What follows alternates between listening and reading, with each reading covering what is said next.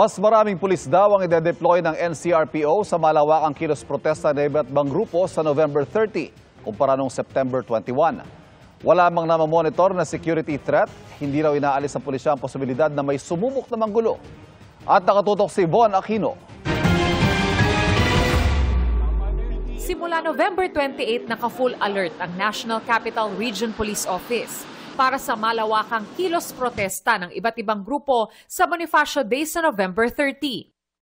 Handa na po ang NCRPO simula pa po nung matapos yung ating huling malaking aktibidad. Ang guidance po ng aming Regional Director, Police Major General Anthony Aberin ay klaro, preventive, responsive at syempre ang maximum tolerance para maging maayos ang lahat ng kilos protesta.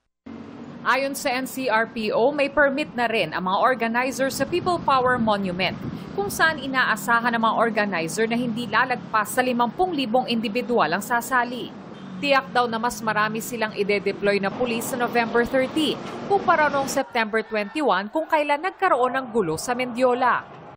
Meron tayong CDM contingents, meron tayong negotiating team, meron tayong monitoring team, meron tayong lalo yung arresting team. So bumuo tayo ng separate na arresting team para dito sa ating mga magaganap na mga pagtitipon. Para maiwasan din ito, meron tayong mga CCTV na mga in-install para mas real-time yung monitoring po namin at agad-agad yung aming magiging responde. Sa ngayon, wala pang namomonitor na security threat ang NCRPO.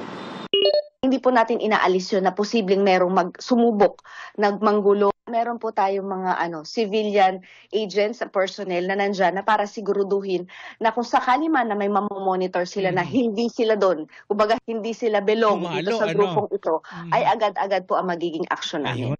Nakahanda na rin ang ilang grupo tulad ng Isang Bayan. Sana hindi naman ito gamitin para manggulo sa ating bayan dahil at the end of the day, what we want is a constitutional and rule of law process. And yun nga, ang gusto natin managot sila pero hindi naman anything na revolutionary or unconstitutional. Hindi ho kami papayag dyan. Ang grupong Makabayan naman, magtitipon umano sa Rizal Park. Ang buong range ng panawagan ng ating mamamayan, kaugnay ng lahat ng sangkot dapat managot at kailangan may pagbabago sa sistema. Para sa GMA Integrated News, Von Aquino, nakatutok, 24 oras.